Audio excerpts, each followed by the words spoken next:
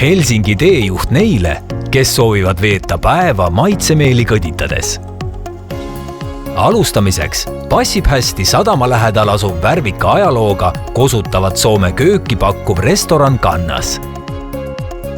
Otsid värskendust?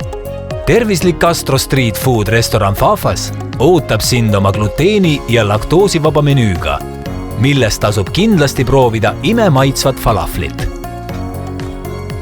Tõelised nautlejad suunduvad Brücker Helsingisse, millest võib suure tõenäosusega saada sinu uus lemmikrestoran Helsingis.